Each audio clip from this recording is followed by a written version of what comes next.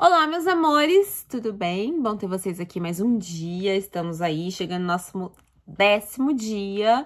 Se você está curtindo, deixe seu like aí no vídeo, se inscreve no canal, ative as notificações, porque toda vez que eu postar, você vai ser lembrado e vai receber notificação aí. E aí, todos os dias vamos estar aqui lendo 10 páginas da Bíblia juntinhos. Geralmente dá 1 hora, mais ou menos, às vezes dá um pouco mais, porque eu coloco algum comentário, às vezes eu falo alguma coisa. E essa interação é legal também, quem quiser comentar aí, dar sua opinião, lembrando que são comentários, assim, pessoais, são coisas que eu penso, coisas que eu sinto de falar, né? Eu não estou aqui dando aula de teologia, não estou aqui ensinando nada, eu estou aqui apenas incentivando vocês a lerem a Bíblia. E cada um lê da sua forma, cada um interpreta da sua forma, e Deus fala com cada um de uma forma diferente, ok? Vamos começar e já quase terminando o Levítico, ok? Capítulo 24. O candelabro e os pães sagrados. Disse o Senhor a Moisés: ordene os israelitas que tragam azeite puro de olivas batidas para as lâmpadas, para que fiquem sempre acesas, na tenda do encontro, do lado de fora do véu que esconde as tábuas da aliança. Arão manterá as lâmpadas continuamente acesas diante do Senhor, desde o entardecer até a manhã seguinte. Este é o decreto perpétuo para todas as suas gerações. Mantenha sempre em ordem as lâmpadas no candelabro de ouro puro perante o Senhor.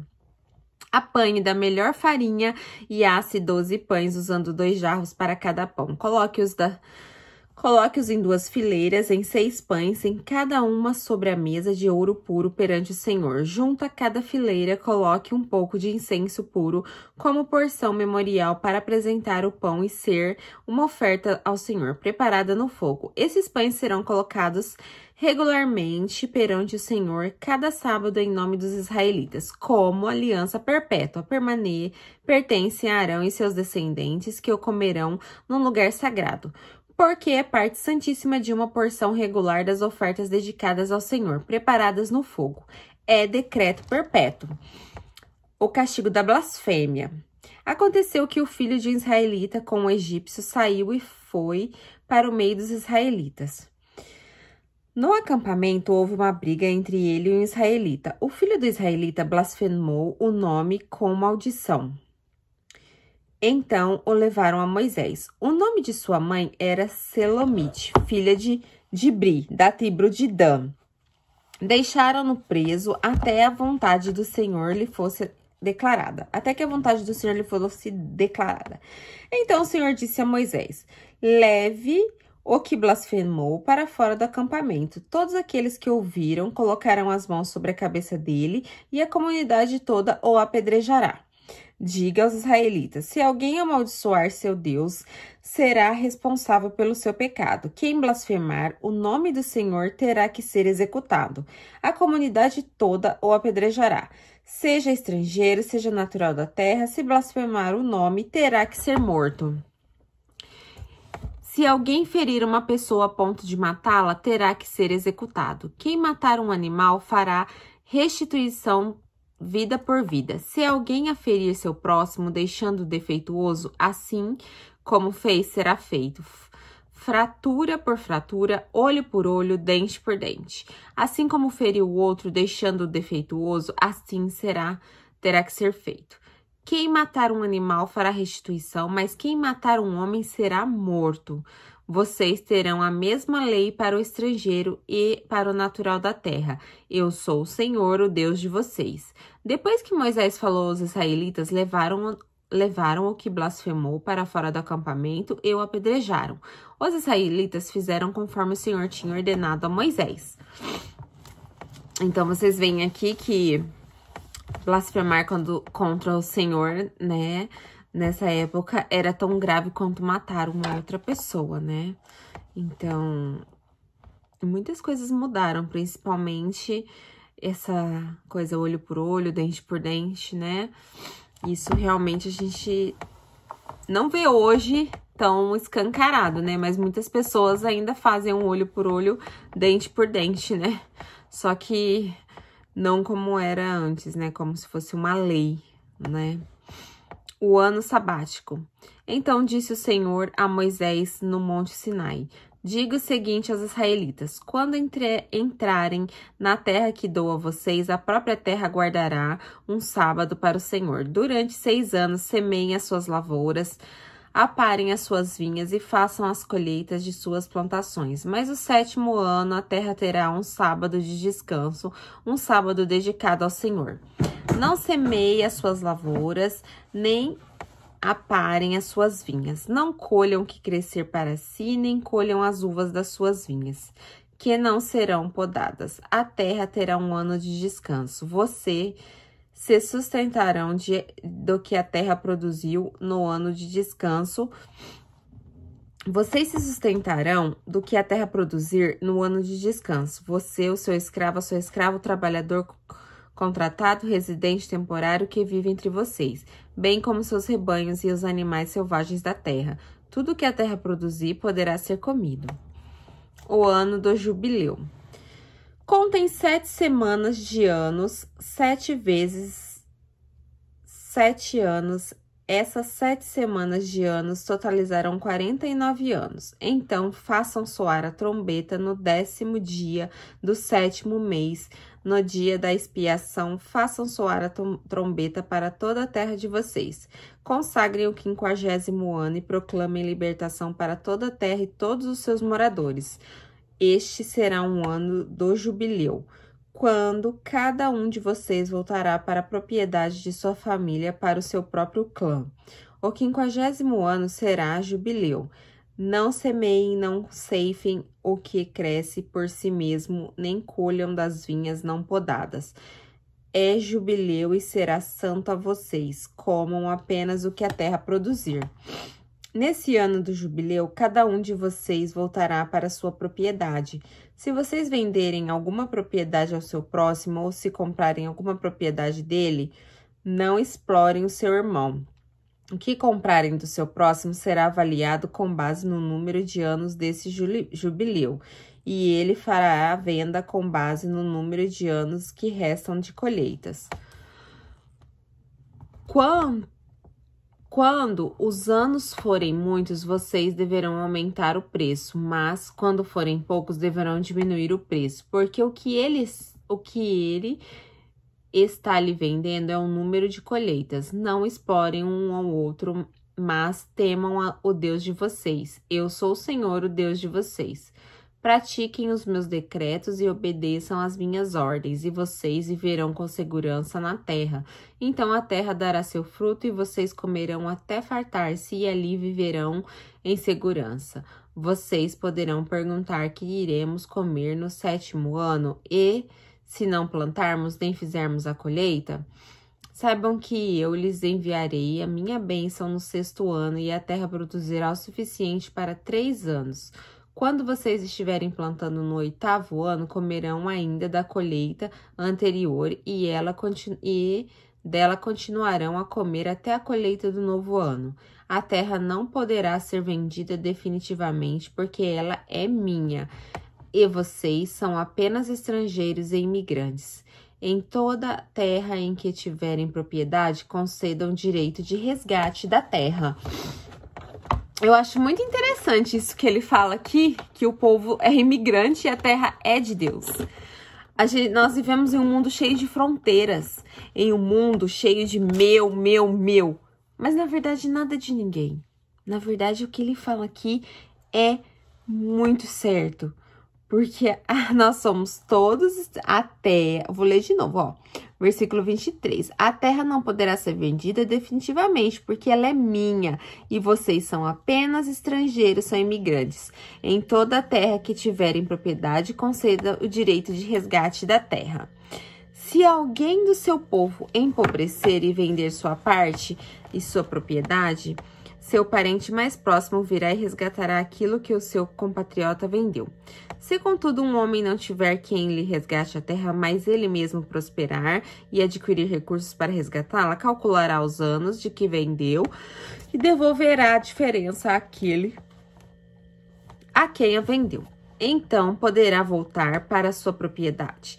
Mas, se não adquirir recursos para vender-lhe o valor, a propriedade que vendeu permanecerá em posse do comprador até o ano do jubileu. Será devolvida no jubileu e ele, então, poderá voltar para sua propriedade. Se um homem vender uma casa numa cidade, terá o direito de resgate até que se complete um ano após a venda. Nesse período, poderá resgatá-la. Se não for resgatada antes de se completar um ano, a casa da cidade murada pertencerá definitivamente ao comprador e aos seus descendentes. Não será devolvida no jubileu. Mas as casas dos povoados sem muros ao redor serão consideradas campo aberto. Poderão ser resgatadas e serão devolvidas no jubileu. No caso das cidades dos levitas, eles sempre terão direito de resgatar suas casas nas cidades que lhes pertencem. Assim, a propriedade dos levitas, isso é uma casa vendida em qualquer cidade deles, é resgatável e deverá ser devolvida no jubileu, porque as casas das cidades dos levitas são propriedades deles entre os israelitas. Mas as pastagens pertencentes às suas cidades não serão vendidas, são propriedades permanentes deles. Se alguém do seu povo empobrecer e não puder sustentar-se, ajudem-no, como se faz ao estrangeiro e ao residente temporário, para que possa continuar a viver entre vocês. Não cobrem dele juro algum, mas tenham o seu Deus para que o seu próximo continue a viver entre vocês. Vocês não poderão exigir dele juros nem emprestar-lhe mantimento, visando algum lucro. Eu sou o Senhor, o Deus de vocês, que tirou da terra do Egito para dar a vocês a terra de Canaã, para ser o seu Deus. Se alguém de seu povo empobrecer e se vender a algum de vocês, não façam trabalhar como escravo. Ele deverá ser tratado como trabalhador, contratado ou como residente temporário. Trabalhará para quem o comprou até o ano do jubileu. Então, ele e seus filhos estarão livres, e ele poderá voltar para seu próprio clã, para a propriedade dos seus antepassados. Pois os israelitas são seus servos, os quais tirei da terra do Egito. Não poderão ser vendidos como escravos. Não dominem impiedosamente sobre eles, mas temam a seu Deus. Os seus escravos e suas escravas deverão vir dos povos que vivem ao redor de vocês. Eles vêm e eles estão ao redor de vocês. Deles vocês poderão comprar escravos e escravas. Também poderão comprá-los entre os filhos dos residentes temporários que vivem entre vocês e entre os que pertencem aos clãs deles. Ainda que nascidos na terra de vocês, eles se tornarão sua propriedade. Vocês poderão deixá-los como herança para seus filhos e poderão fazê-los escravos para sempre, mas sobre os seus irmãos israelitas vocês não poderão dominar impiedosamente. Se um estrangeiro ou residente temporário entre vocês enriquecer e alguém de seu povo empobrecer e se vender a esse estrangeiro, ou alguém que pertence ao clã desse estrangeiro manterá o direito de resgate mesmo depois de se vender. Um dos seus parentes poderá resgatá-lo. Ou tio, ou primo, ou qualquer parente próximo poderá resgatá-lo, se todavia prosperar. Poderá resgatar a si mesmo. Ele e o seu comprador contarão o tempo desde o ano em que se vendeu até o ano do jubileu. O preço do resgate se baseará no salário de um empregado contratado por aquele número de anos. Se resgatarem muitos anos, pagará o seu resgate proporcionalmente ao preço de compra. Se resgatarem apenas poucos anos até o jubileu, fará o cálculo e pagará o seu resgate proporcionalmente aos anos. Ele deverá ser tratado como um empregado contratado anualmente. Não permitam que o seu senhor domine impiedosamente sobre ele. Se não for resgatado por nenhuma dessas maneiras, ele e seus filhos estarão livres no ano do jubileu, porque os israelitas não são servos aos quais tirei da terra do Egito. Eu sou o Senhor, o Deus de vocês. Capítulo 26. A recompensa da obediência. Não façam ídolos, nem imagens, nem colunas sagradas para vocês. E não coloquem nenhuma pedra esculpida em sua terra para curvar-se diante dela. Eu sou o Senhor, o Deus de vocês. Ai, desculpa, gente. Um pouco de alergia. Então, Aqui tá dizendo, mais uma vez, para não fazer ídolos, nem imagens esculpidas, nem se curvar diante disso, né? E aí vai de encontro muitas pessoas que ficam adorando imagens aí. A Bíblia é tão clara quanto a adoração de ídolos, né? Eu não consigo entender porque as pessoas adoram ídolos. Realmente, eu não consigo entender. Aí, vamos lá. Guardem os meus sábados e reverenciem o meu santuário, eu sou o Deus. Se vocês seguirem os meus decretos, obedecerão os meus mandamentos, eu os puserem em prática, eu mandarei a vocês chuva na estação certa, e a terra dará sua colheita, e as árvores do campo darão seu fruto. A debulha prosseguirá até as colheitas da uva, e a colheita da uva prosseguirá até a época da plantação. E vocês comerão até ficarem satisfeitos e viverão em segurança em sua terra.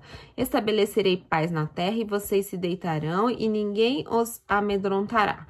Farei desaparecer da terra os animais selvagens e a espada não passará pela sua terra. Vocês perseguirão seus inimigos e estes cairão a espada diante de vocês.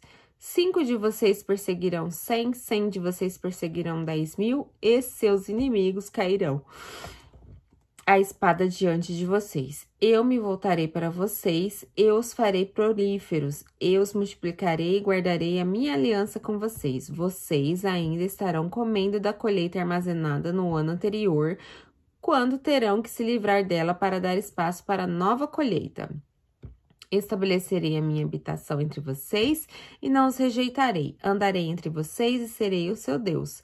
E vocês serão o meu povo. Eu sou o Senhor, o Deus de vocês, que tirou da terra do Egito para que não mais fossem escravos deles.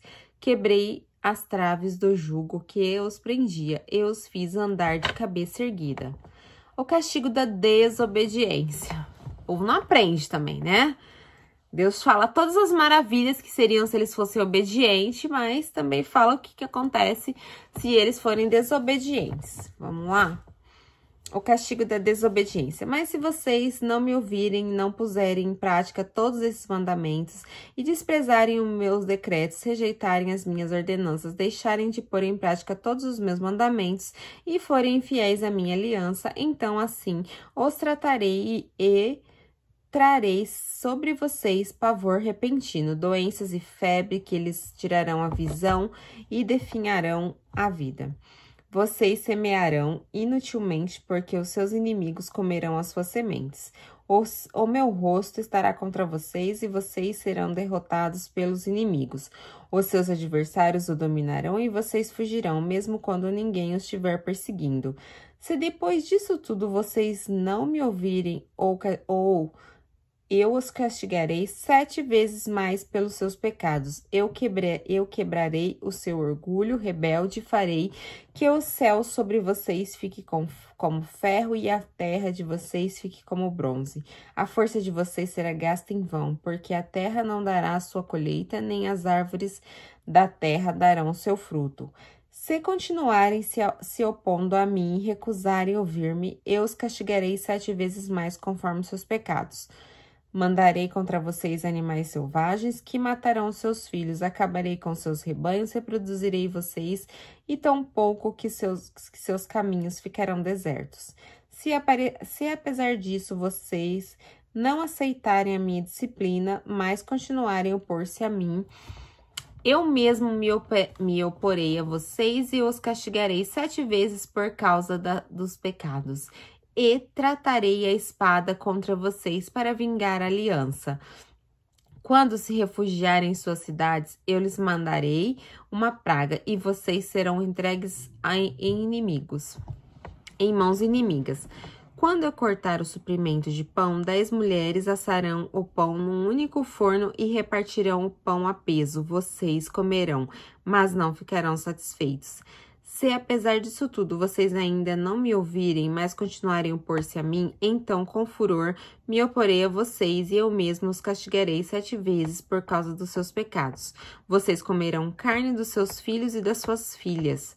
Destruirei os seus altares idólatras, despedaçarei os seus altares de incenso, empilharei os seus cadáveres sobre os seus ídolos mortos e rejeitarei vocês.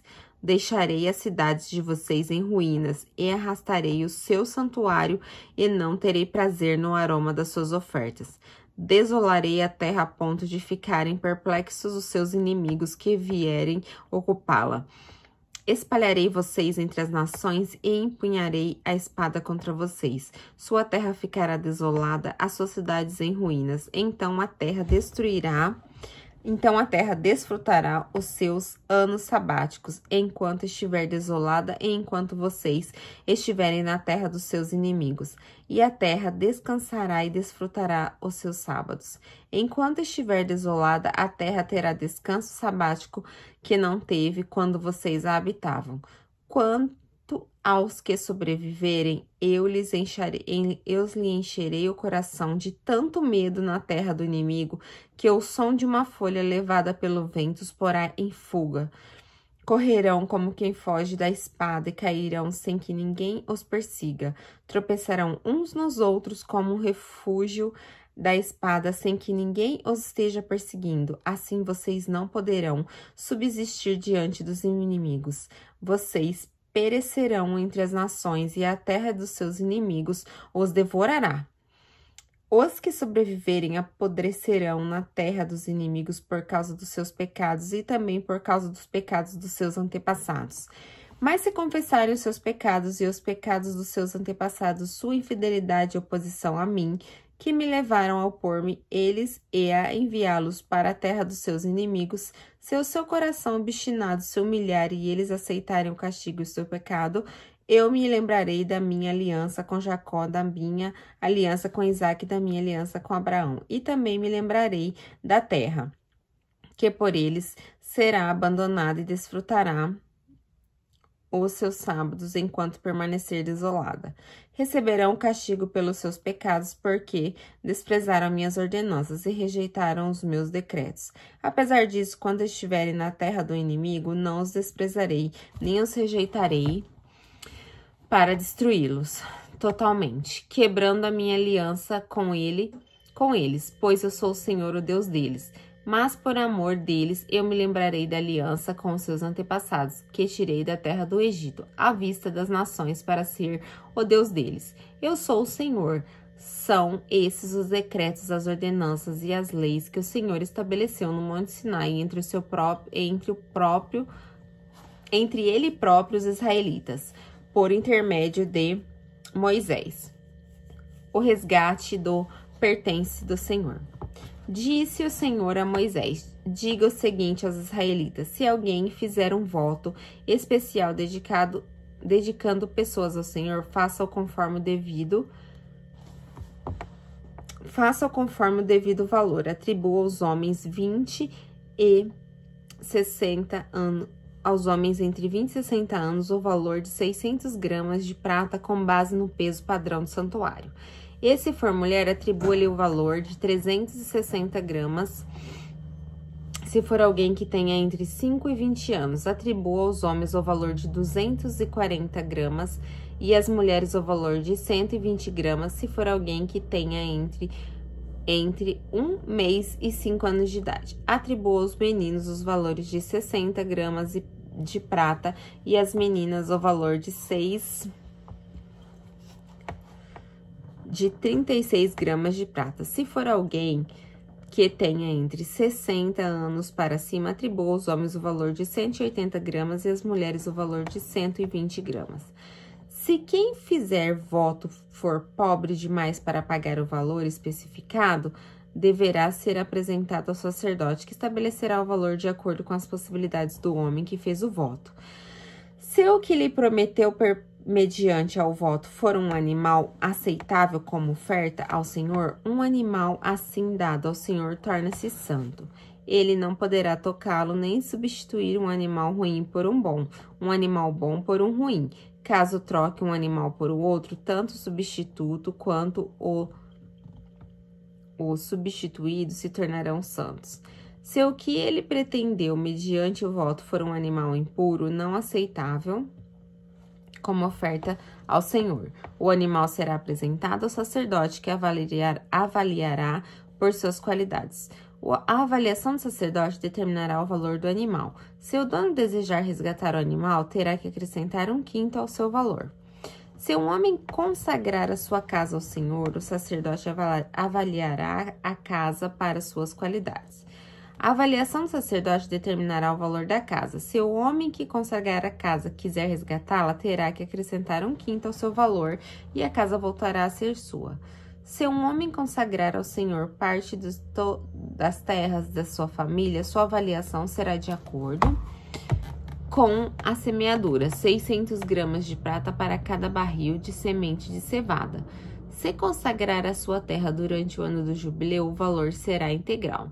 Mas se consagrar depois do jubileu, o sacerdote calculará o valor de acordo com o número de anos que faltará para o ano do jubileu seguinte, e o valor será reduzido se o homem que consagrar a terra desejar resgatá-la. Terá que acrescentar 1/5 ao seu valor e a terra voltará a ser sua. Mas se não resgatar ou se tiver vendido, não poderá mais ser resgatada. Quando a terra for liberada no jubileu, será santa, consagrada ao Senhor, e se tornará propriedade dos sacerdotes.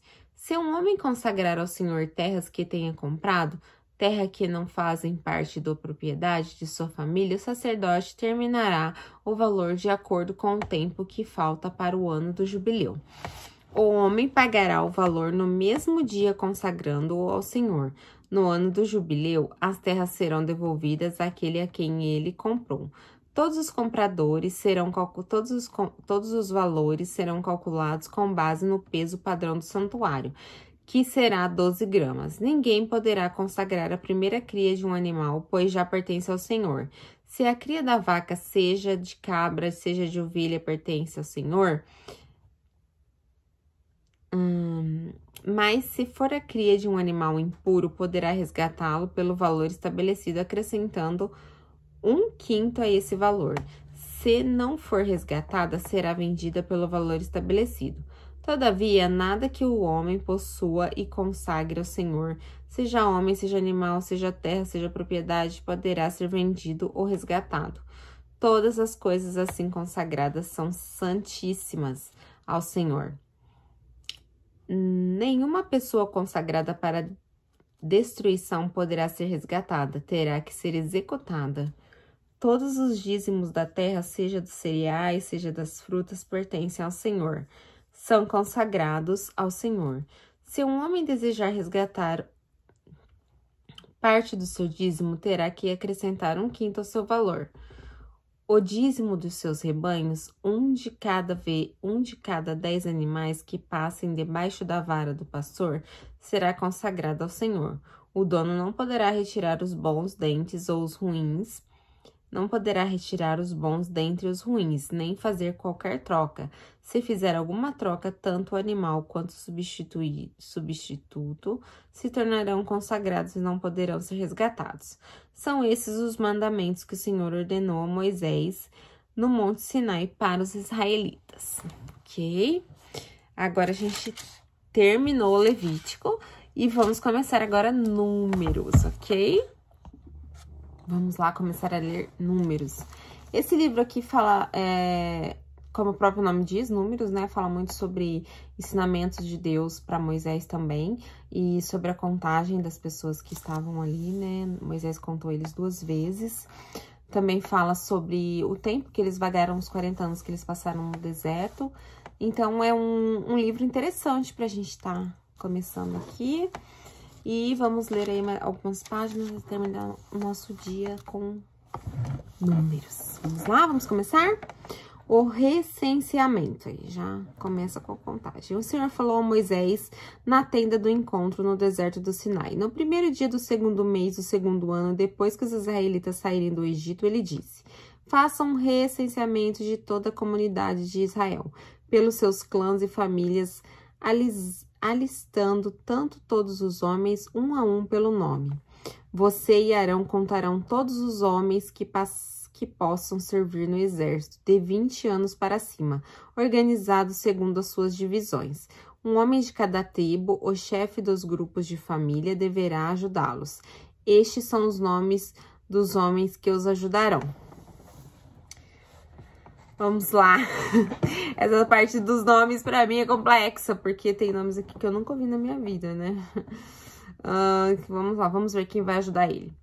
De Ruben, Elisur, filho de Sedeur. De Simeão, Selumiel, filho de Zurizadai.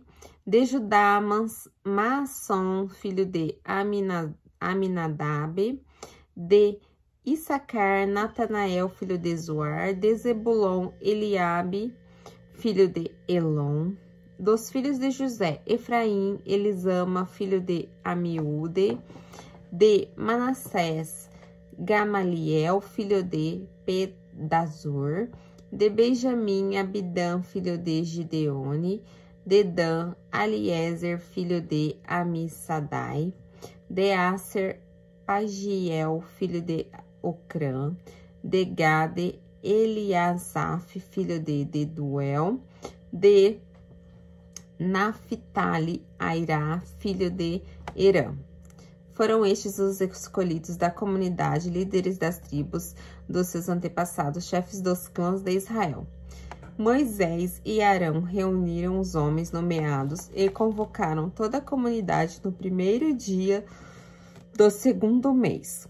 Os homens de 20 anos para cima escreveram-se conforme os seus clãs e suas famílias, um a um pelo nome, conforme o Senhor tinha ordenado a Moisés. E assim ele os contou no deserto do Sinai na seguinte ordem: dos descendentes de Ruben, o filho mais velho de Israel, todos os homens de 20 anos para cima que podiam servir no exército foram relacionados cada um pelo seu nome de acordo com os registros de seus clãs e famílias.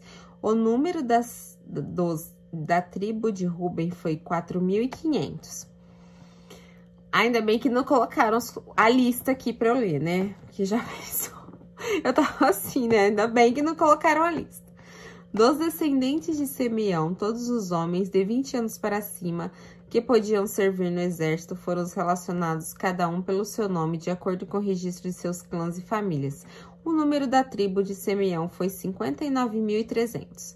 Dos descendentes de Gade, todos os homens de 20 anos para cima que podiam vir ao exército foram relacionados cada um pelo seu nome, de acordo com os registros de seus clãs e famílias. O número da tribo de Gade foi 45.650. Dos descendentes de Judá, todos os homens de 20 anos para cima que podiam servir no exército foram relacionados, cada um pelo seu nome, de acordo com os registros, seus clãs e famílias. O número da tribo de Judá foi 74.600. Uau!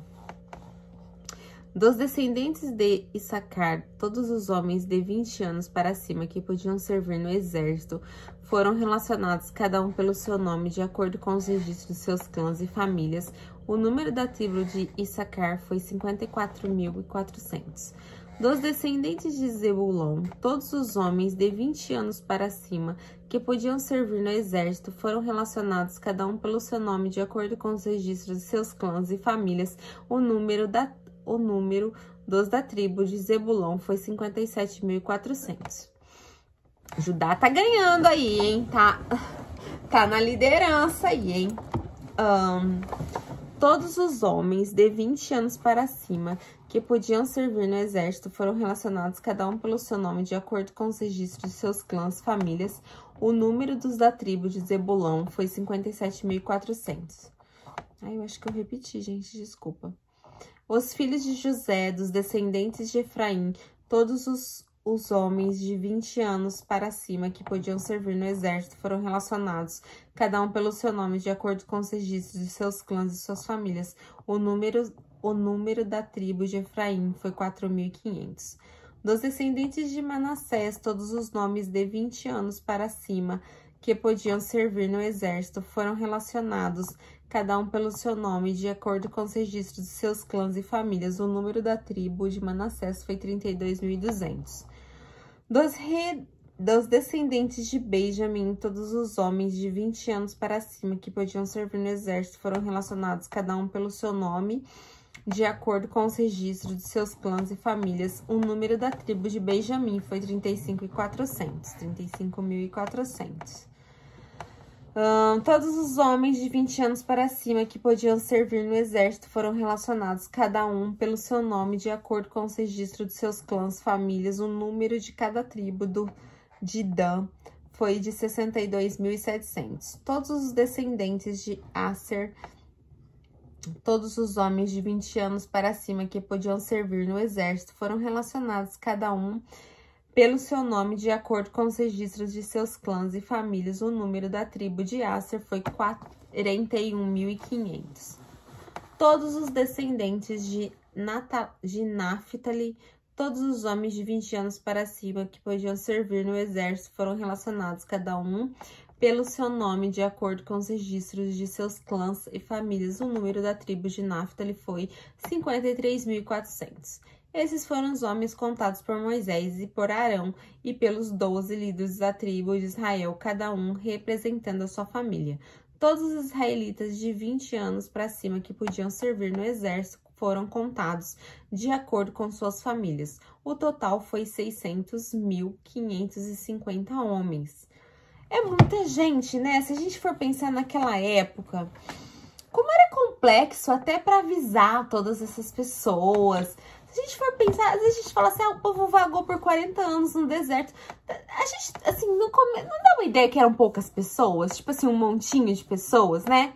Mas não, era 600 mil aqui, são só os homens. Isso daí tinham as crianças, tinham as mulheres, tinham os idosos. Então, gente, era muita gente. A logística, imagina como Moisés e Arão trabalhavam. Trabalhavam muito, era muito árduo servir ao Senhor nessa época, né? Aí hoje, às vezes, a gente vê, assim, pastores ou uma igreja, porque às vezes fala, nossa, não, pastor reclamando que não aguenta seus fiéis, aí você vai ver, ele tem 30 fiéis lá na igreja. Imagina, você ter uma logística, e naquela época não tinha WhatsApp, não tinha telefone, não tinha internet, essas facilidades para avisar todo mundo, para organizar todo mundo. Então, tipo, tinha que ter muita garra. Esses homens tinham muita garra, né? Tinham muita fé e muita coragem para enfrentar essa bomba que era ser sacerdote, que era ser profeta. Era tudo muito complexo, né? E ter todas essas vidas na mão deles, diretas ou indiretamente. E eu fico imaginando assim, a primeira vez que eu ouvi falar essa história, gente, eu imaginava que era poucas pessoas. Tipo, eu não fazia ideia do tanto de gente que era, né? Eu não fazia realmente ideia. Quando falava, ai, Deus deixou o povo padecer no deserto por 40 anos. Realmente imaginava que eram pouquíssimas pessoas. Eu nunca pensei que era uma coisa tão grande assim. Então, tipo, eu fico imaginando, porque a cidade que eu moro é enorme. E tem, acho que, a cidade que eu nasci, acho que tem uns 700 mil habitantes. É enorme. Imagina aquela cidade inteira vagando no deserto. É muita gente, é muita gente. É isso aí, gente. Legal é isso. É você ler e começar a voltar no passado e imaginar coisas, entendeu? Como seria. Isso que a Bíblia faz com a gente, faz a gente começar a pensar que as coisas não eram tão simples quando a gente ouve muito pregações em igrejas e às vezes a gente ouve falar, mas a gente não tem noção, a gente só tem noção exata quando a gente vê os detalhes que estão na Bíblia.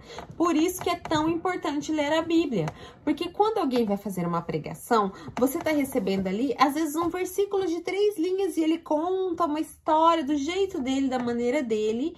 E muitas vezes, lógico, é usado por Deus, Deus falando ali, mas às vezes o foco não é tão rico de detalhes quanto você pegar a Bíblia, que foi inspirada por Deus, e lê, que tem todos esses detalhes. É por isso que é tão interessante a gente estar realmente lendo a Bíblia toda, do começo ao fim. A função dos levitas. As famílias da tribo de Levi, porém, não foram contadas juntamente com as outras, pois o Senhor tinha dito a Moisés: não faça o recenseamento da tribo de Levi, nem a relacione entre os demais israelitas. Em vez disso, designe os levitas como responsáveis pelo tabernáculo, que guarda as tábuas da aliança, por todos os seus utensílios e por todos os pertences a ele. Eles transportarão o tabernáculo e todos os seus utensílios, cuidarão dele e acompanharão o seu retorno. Sempre que o tabernáculo tiver que ser removido, os levitas o desmontarão, e sempre que tiver armado, os levitas o farão. Qualquer pessoa não autorizada que se aproxime do tabernáculo terá que ser executada. Os israelitas armarão as suas tendas, organizadas segundo as suas divisões, cada um em seu próprio acampamento e junto à sua bandeira. Os levitas, porém, armarão as suas tendas. Os israelitas, armarão. Os levitas, porém, armarão as suas tendas ao redor do tabernáculo que guarda as tábuas da aliança, para que a ira divina não caia sobre a comunidade de Israel. Os levitas terão a responsabilidade de cuidar do tabernáculo que guarda as tábuas da aliança. Os israelitas fizeram tudo exatamente como o Senhor. Os levitas terão a responsabilidade de cuidar do tabernáculo que guarda as tábuas da aliança. Os israelitas fizeram tudo exatamente como o Senhor tinha ordenado a Moisés. Aí a gente pode até pensar, os levitas escapariam das guerras, né? Mas imagina o tamanho da responsabilidade deles também, de cuidar de uma coisa, porque era tudo muito precioso. Se a gente for imaginar que tudo ali era feito de ouro e pedras preciosas... Nossa, minha dicção tá ótima. E pedras preciosas, isso quer dizer o quê? Quer dizer que era muito cobiçado para ladrões, né? E no meio de tantas pessoas, no meio de tantas coisas, poderiam ter pessoas que fossem roubar, qualquer coisa daquele tipo. Então, a responsabilidade deles era enorme. Sem contar o peso que era para carregar coisas feitas de ouro e prata. Então, não era mais fácil só porque eles não estavam na frente dali, na trincheira ali pra guerra. Mas a responsabilidade, o trabalho deles de montar e desmontar, o trabalho deles de carregar todo esse peso também era bem árduo, se a gente for ver isso, né? A disposição dos tributos ao acampamento. O Senhor disse a Moisés e a Arão: os israelitas acamparão ao redor da tenda do encontro, a certa distância. Cada homem junta a sua bandeira com os emblemas da sua família. A leste, os exércitos de Judá acamparão junto à sua bandeira. O líder de Judá será Naasson, filho de Aminabade. Seu exército é de 74.000 homens. 74.600 homens. A tribo de Issacar acampará ao lado de Judá. O líder de Issacar será Natanael, filho de Zuar. Seu exército é de 54.400 homens. A tribo de Zebulon virá em seguida. O líder de Zebulon será Eliabe, filho de Elon. Seu exército é de 57.400 homens. O número total dos homens recenseados do acampamento de Judá, de acordo com seus exércitos, foi de 186.400. Esses marcharão primeiro. Ao sul estarão os exércitos do acampamento de Ruben, junto à sua bandeira. O líder de Ruben será Elisur, filho de Sedeur. Seu exército é de 4.500 homens. A tribo de Simeão acampará ao lado de Ruben. O líder de Simeão será Selumiel, filho de Zurizadai. Seu exército é de 59.300 homens. A tribo de Gade virá em seguida. O líder de Gade será Eliasafre, filho de Deuel. Seu exército é de 45.650 homens. O número total de homens recenseados do acampamento de Ruben, de acordo com seus exércitos, foi de 51.450. Esses marcharão em segundo lugar. Em seguida, os levitas marcharão levando a tenda do encontro no meio dos outros acampamentos. na mesma ordem em que acamparem cada um no seu próprio lugar junto à sua bandeira. A oeste estarão os exércitos do acampamento de Efraim, junto à sua bandeira. O líder de Efraim será Elisiama, filho de Amiúde. Seu exército é de 40.500 homens. A tribo de Manassés acampará ao lado de Efraim. O líder de Manassés será Gamaliel, filho de Pedasus. Seu exército é de 32.200 homens. A tribo de Benjamim virá em seguida. O líder de Benjamim será Abidã, filho de Gideone. Seu exército é de 35.400 homens. O número total dos homens recenseados do acampamento de Efraim, de acordo com seus exércitos, foi de 108.100. Esses marcharão em terceiro lugar.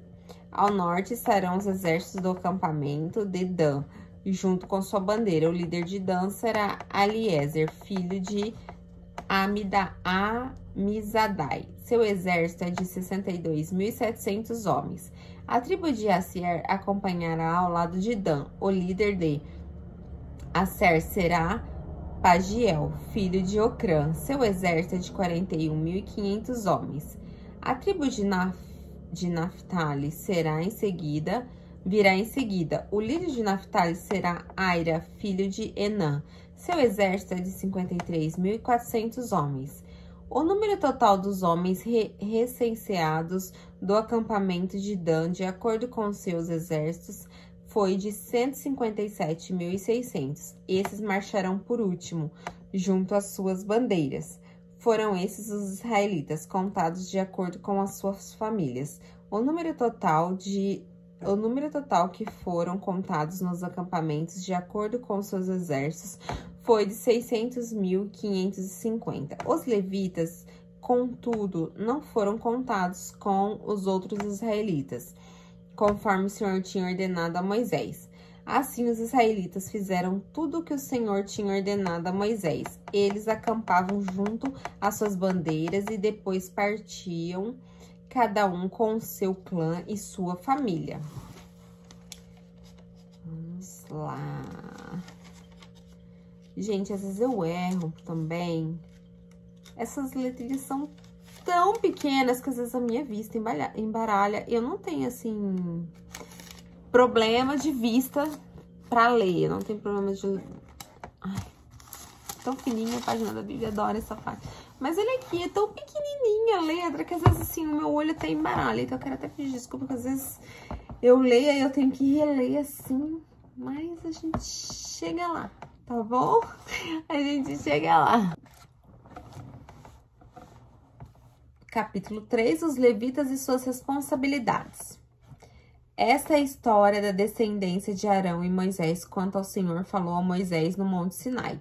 Os nomes dos filhos de Arão são Nadab, o mais velho, Abiú, Eleazar e Itamar.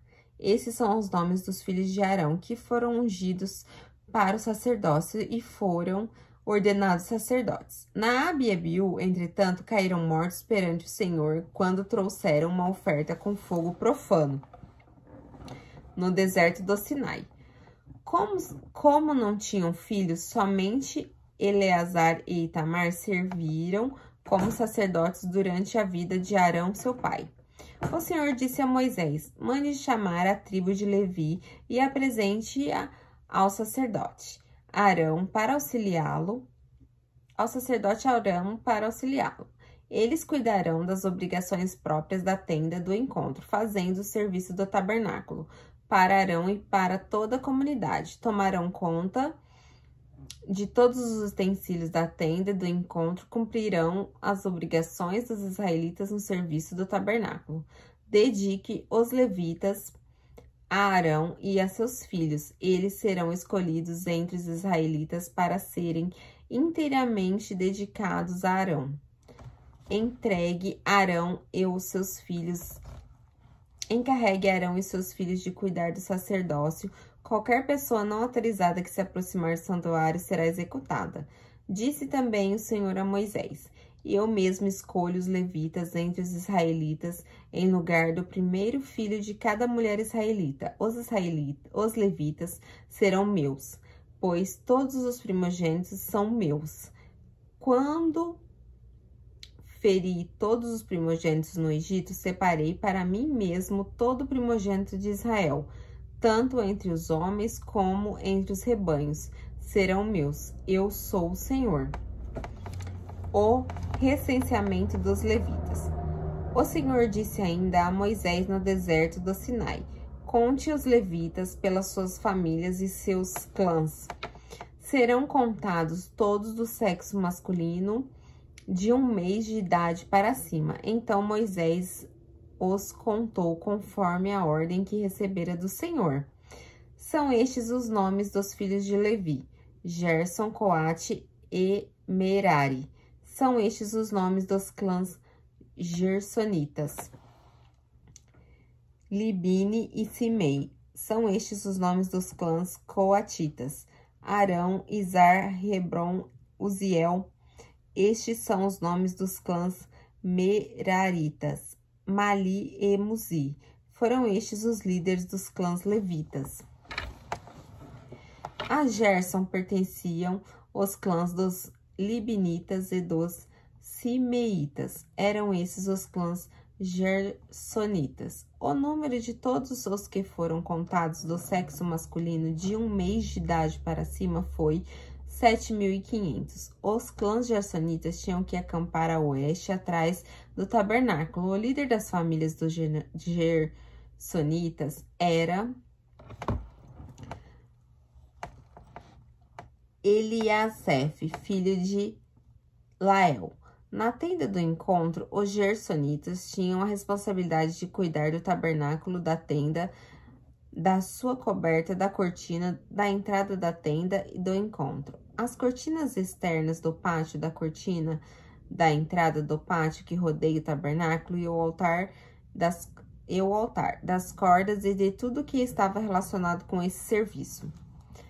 A Coate pertenceu aos clãs dos aramitas, dos isaritas, dos hebronitas e dos uzielitas. Eram esses os clãs coatitas. O número de todos do sexo masculino de 1 mês de idade para cima foi 8.600. Os coatitas tinham a responsabilidade de cuidar do santuário. Os clãs coatitas tinham que acampar ao lado sul do tabernáculo. O líder das famílias dos clãs coatitas era Elisafã, filho de Uziel. Tinham a responsabilidade de cuidar da arca, da mesa, do candelabro, dos altares, dos utensílios, do santuário, com as quais ministravam, da cortina e de tudo que estava relacionado a este serviço. O principal líder dos levitas era Eleazar, filho do sacerdote Arão. Ele tinha a responsabilidade de supervisionar os encarregados e de cuidar do santuário. A Merari pertenciam aos clãs dos Malitas e dos Musitas. Eram esses os clãs meraritas. O número de todos os que foram contados do sexo masculino de 1 mês para cima de idade foi de 6.200. O líder das famílias dos clãs meraritas era Zuriel, filho de Abialil. Eles tinham que acampar do lado norte do tabernáculo. Os meraritas tinham a responsabilidade de cuidar das armações do tabernáculo, de seus travessões, das colunas das bases, de todos os seus utensílios de que eu estava relacionado com esse serviço, bem como das colunas do pátio ao redor, umas das bases, suas estacas, suas cordas, e acamparam a leste do tabernáculo, em frente à tenda do encontro. Moisés, Arão e seus filhos tinham a responsabilidade de cuidar do santuário em favor dos israelitas. Qualquer pessoa não autorizada que se aproximasse do santuário teria que ser executada. O número total de levitas, contando por Moisés e Arão, conforme a ordem do Senhor, segundo os clãs deles, todos os do sexo masculino de 1 mês de idade para cima, foi de 22.000. o resgate dos primogênitos. O Senhor disse a Moisés: conte todos os primeiros filhos dos israelitas do sexo masculino, de 1 mês de idade para cima, e faça uma relação dos seus nomes. Dedique a mim os levitas em lugar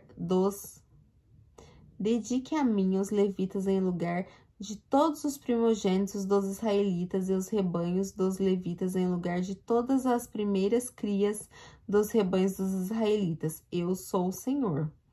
E Moisés contou todos os primeiros filhos dos israelitas, conforme o Senhor havia lhe ordenado. O número total de primeiros filhos do sexo masculino de 1 mês de idade para cima relacionados pelo nome foi 22.273. Disse também o Senhor a Moisés: dedique os levitas em lugar de todos os primogênitos dos israelitas, e os rebanhos dos levitas em lugar dos rebanhos dos israelitas. Os levitas serão meus. Eu sou o Senhor.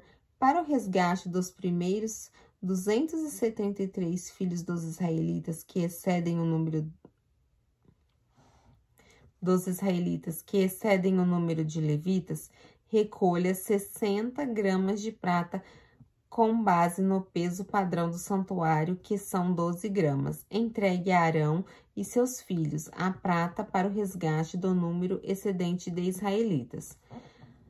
Assim, Moisés recolheu a prata para o resgate daqueles que excederam o número dos levitas. Dos primeiros filhos dos israelitas...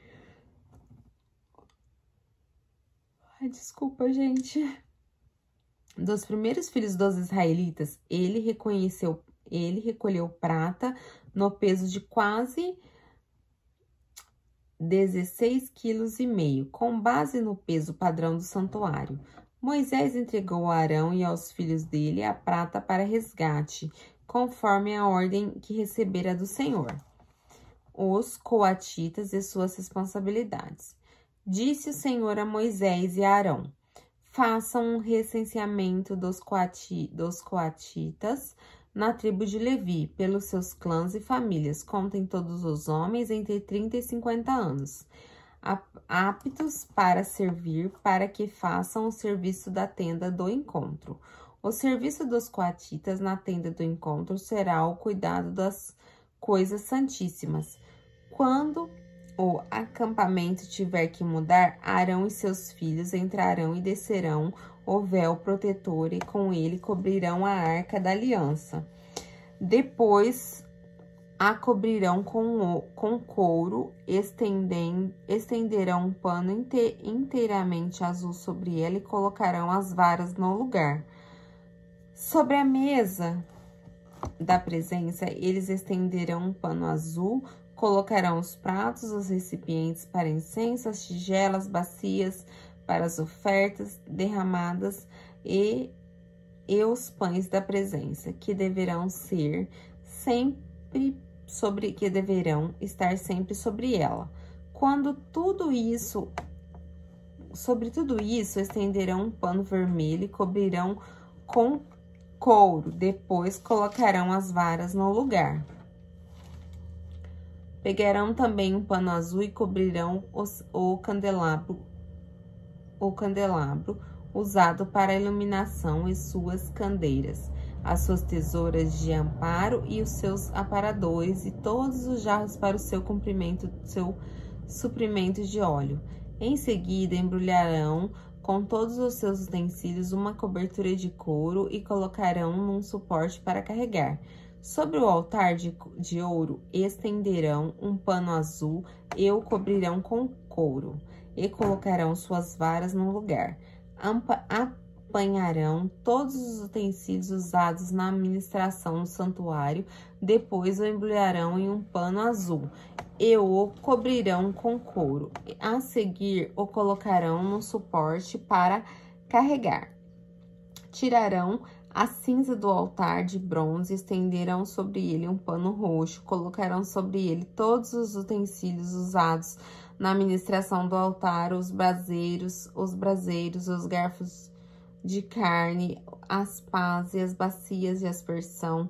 Sobre ele estenderão uma coberta de couro e colocarão as varas no lugar.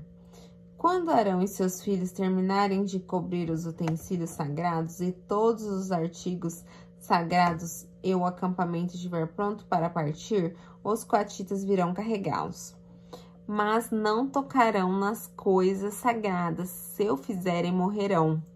Seus utensílios da tenda do encontro que os coatitas carregaram, seus utensílios da tenda do encontro que os coatitas carregarão, Eleazar, filho do sacerdote Arão, ficará encarregado do azeite para a iluminação, do incenso aromático, da oferta costumeira de cereal e do óleo de unção. Ficará encarregado de todo o tabernáculo e de tudo que nele há, isso é, seus utensílios e seus artigos sagrados. O Senhor disse ainda a Moisés e a Arão: não permitam que o ramo dos clãs coatitas seja eliminado dentre os levitas, mas para que continuem vivos e não morram, quando se aproximarem das coisas santíssimas, Arão e seus filhos entrarão no santuário e designarão a cada homem a sua tarefa e o que cada um deverá carregar. Os coatitas não entrarão para ver as coisas sagradas, nem por um breve momento, para que não morram. Os gersonitas e as suas responsabilidades. O Senhor disse a Moisés: faça também um recenseamento dos gersonitas para suas famílias e clãs. Conte todos os homens entre 30 e 50 anos aptos para servir, para que façam o serviço da tenda do encontro. Este é o serviço dos clãs gersonitas, os que devem fazer e carregar. Eles levarão as cortinas internas do tabernáculo e a tenda do encontro, e sua cobertura, a cobertura externa de couro, as cortinas da entrada da tenda do encontro. Farão tudo o que for necessário com essas coisas e com as cortinas externas do pátio que rodeia o tabernáculo, e o altar com a cortina de entrada, com as cordas e com todos os utensílios usados em seu serviço. Todo o serviço deles, tudo o que devem fazer é carregar até sob a direção de Arão e seus filhos. Designe como responsabilidade deles tudo o que tiverem que carregar. Esse é o serviço dos clãs gersonitas da tenda do encontro. Suas atividades estarão sob supervisão de Itamar, filho do sacerdote Arão. Os meraritas e suas responsabilidades. Conte os meraritas conforme seus clãs e famílias. Todos os homens entre 30 e 50 anos, aptos para servir, para que façam o serviço da tenda do encontro. Essa é a responsabilidade de todo o serviço que deverão realizar na tenda do encontro. Carregar as armações do tabernáculo, seus travessões, suas colunas e suas bases, bem como as colunas do pátio, que rodeia a tenda com bases, suas estacas e suas cordas, todos os seus utensílios e todo o que está relacionado com o seu uso. Designe a cada um aquilo que deverá levar. Esse é o serviço dos clãs meraritas. Todo o serviço deles na tenda do encontro estará sob supervisão de Itamar, filho do sacerdote Arão. O recenseamento dos levitas. Moisés, Arão e os líderes da comunidade contarão os coatitas conforme seus clãs e famílias, todos os homens entre 30 e 50 anos aptos para servir, para que fizerem o serviço da tenda do encontro. Foram contados conforme seus clãs 2.750 homens. Esse foi o total de recenseados dos clãs coatitas que serviram na tenda do encontro. Moisés e Arão os contaram de acordo com a ordem do Senhor anunciada por Moisés. Os gersonitas foram contados conforme os seus clãs e famílias. Todos os homens entre 30 e 50 anos, aptos para servir, para fazer o serviço da tenda do encontro, foram contados conforme seus clãs 2.630. Esse foi o total de recenseamentos dos clãs gersonitas que serviam na tenda do encontro. Porém, Moisés e Arão contaram de acordo com a ordem do Senhor. Os meraritas foram contados conforme os seus clãs, famílias, todos os homens entre 30 e 50 anos aptos para servir. Para fazer o serviço da tenda do encontro, foram contados conforme seus clãs 3.200. Esse foi o total de recenseados dos clãs merenitas que serviram na tenda do encontro. Moisés e Arão os contaram de acordo com a ordem do Senhor anunciada por Moisés. Assim, Moisés, Arão e os líderes de Israel contaram todos os levitas conforme seus clãs e famílias. Todos os homens entre 30 e 50 anos de idade que vieram para servir e carregar a tenda do encontro somavam conforme a ordem do Senhor anunciada por Moisés, e cada um foi designado a seu trabalho e foi dito o que deveria carregar. Assim foram todos os comandos conforme o Senhor tinha ordenado a Moisés. A pureza no acampamento, o Senhor disse a Moisés. Capítulo 5. Ordene os israelitas que mandem para fora do acampamento todo aquele que tiver lepra, ou que tiver um fluxo, ou que tornar impuro, tocar um cadáver, mande-o para fora do acampamento, todo homem ou mulher, para que não contamine o seu próprio acampamento, onde habita entre eles. Os israelitas assim fizeram e mandaram para fora do acampamento, como o Senhor tinha ordenado a Moisés. A restituição por danos e prejuízos. E o Senhor disse a Moisés, diga aos israelitas, quando um homem ou uma mulher prejudicar uma outra pessoa, portanto, ofender o Senhor, será culpado. Confessará o pecado que cometeu, fará restituição total, acrescentará 1/5 do seu valor e entregará tudo isso que ele prejudicou. Mas se prejudicado não tiver nenhum parente próximo para receber a restituição, este pertencerá ao Senhor e será entregue ao sacerdote juntamente ao carneiro com o qual faz apropriação pelo culpado. Todas as contribuições, ou seja, todas as dádivas sagradas que os israelitas trouxerem ao sacerdote, pertencerão a ele.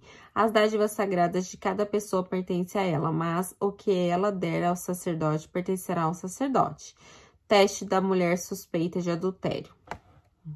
Vamos ver essa parte aqui. Deixa eu só... Vou cortar e já volto para não ficar muito grande o vídeo. Voltando, então vamos lá. Teste da mulher suspeita de adultério. Então o Senhor disse a Moisés, diga o seguinte aos israelitas, se a mulher de alguém se desviar e lhe for infiel, e o outro homem deitar-se com ela, e isso estiver oculto de seu marido, a impureza dela não for descoberta, por não haver testemunha contra ela, nem ter ela sido pega no ato, se o marido dela tiver ciúmes e suspeitar de sua mulher, esteja ela pura ou impura, ele a levará ao sacerdote como oferta de um jarro de farinha de cevada em favor dela. Não derramará azeite, nem porá incenso sobre a farinha, porque é uma oferta de cereal pelos ciúmes, para que se revele a verdade sobre o pecado. O sacerdote trará a mulher e colocará perante o Senhor. Então apanhará um pouco de água sagrada num jarro de barro e colocará na água um pouco de pó do chão do tabernáculo. Depois de colocar a mulher perante o Senhor, o sacerdote soltará o cabelo dela e porá as mãos dela à oferta memorial, a oferta pelos ciúmes, enquanto ele mesmo terá à sua mão a água amarga que traz a maldição. Então o sacerdote fará a mulher jurar, e ela dirá, se nenhum outro homem se deitou com você, e se você não foi infiel, nem se tornou impura enquanto casada, que esta água amarga que traz maldição não faça mal a você. Mas se você foi infiel enquanto casada e se contaminou por ter se deitado com um homem que não é seu marido, então o sacerdote fará a mulher pronunciar esse juramento com maldição, que o Senhor faça de você objeto de maldição e de desprezo no meio do povo, fazendo que a sua barriga enche e que você jamais tenha filhos. Que esta água que traz maldição entre em seu corpo, enche sua barriga e a impeça de ter filhos.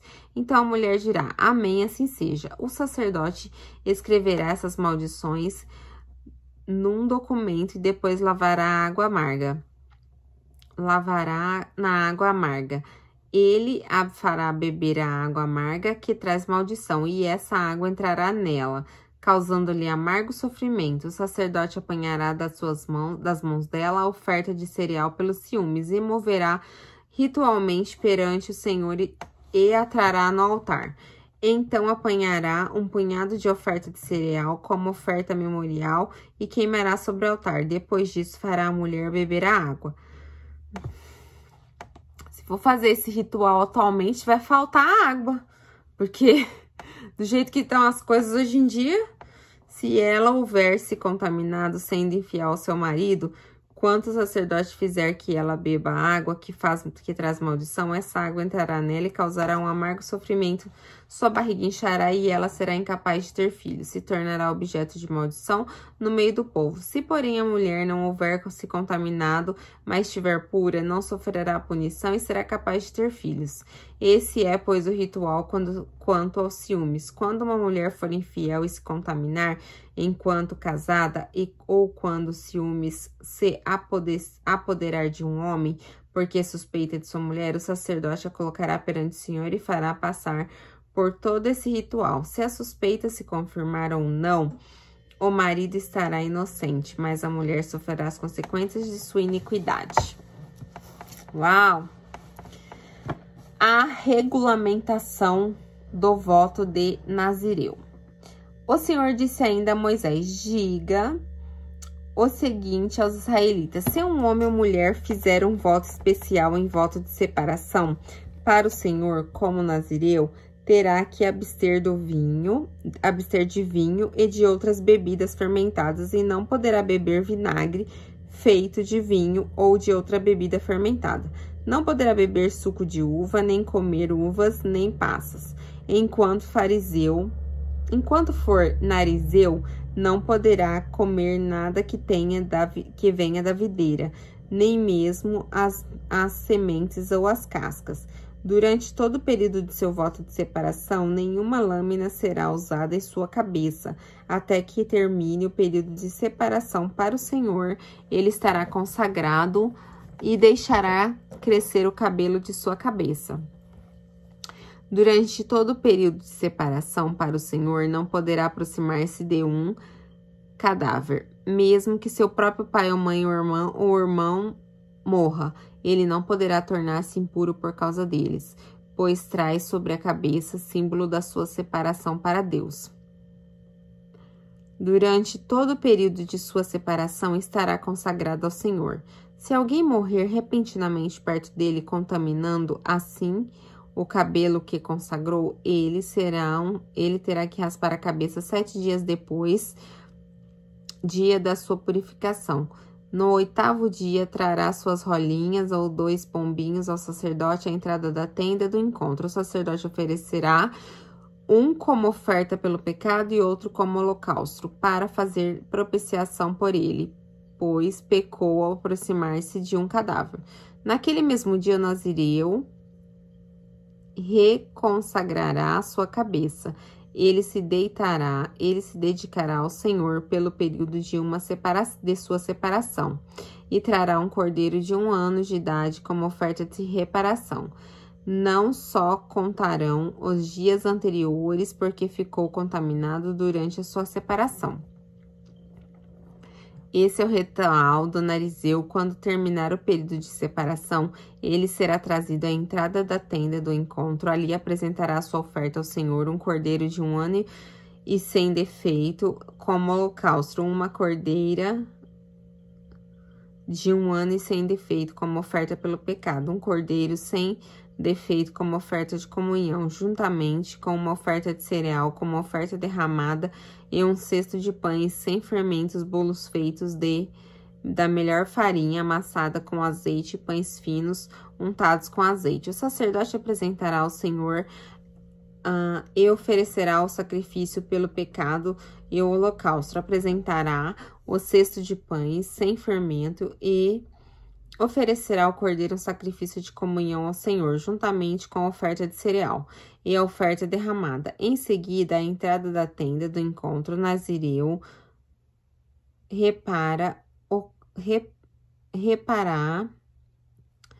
rapará o cabelo que consagrou e jogará ao fogo que está embaixo do sacrifício da oferta de comunhão. Depois que o nazireu rapar o cabelo de sua consagração, o sacerdote fará colocar as mãos uma no ombro, um ombro do carneiro, um bolo e um pão fino tirados do cesto, ambos serão sem fermento.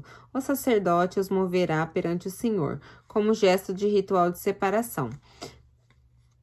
Santos e pertencem ao sacerdote, bem como o peito que foi movido e a coxa. Depois disso, o nazireu poderá beber vinho. Esse é o ritual do voto de nazireu e da oferta dedicada ao Senhor de acordo com a sua separação.